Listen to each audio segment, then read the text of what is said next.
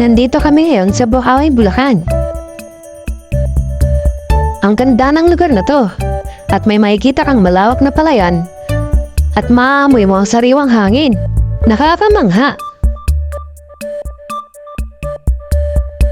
Andito nga pala kami para maghayag ng salita ng Diyos.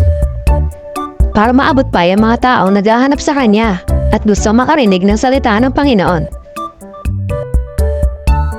At syempre, hindi mawala yung activities natin.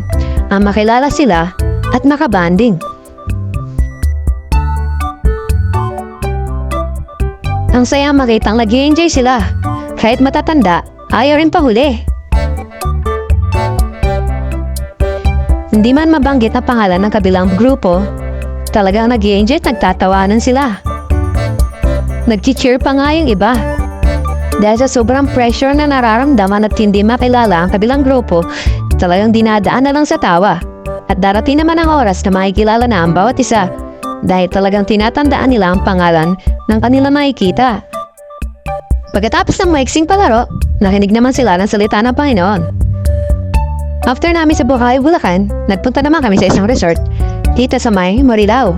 Sa may Bulacan lang din.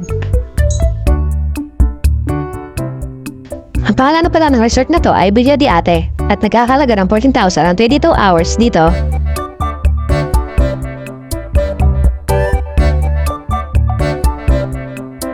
Ang saya lang ng mga mababaptize sa lugar na to.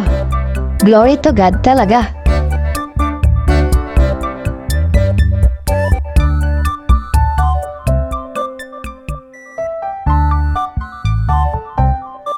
Maganda din dito.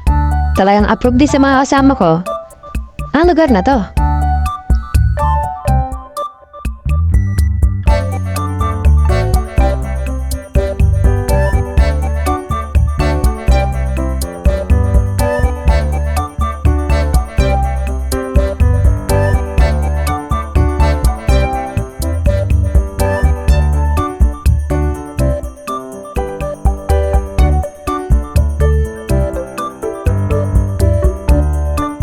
At kung nakaabot ka sa dulo ng video na to, mag-like and subscribe ka na rin para updated ka sa mga susunod na video.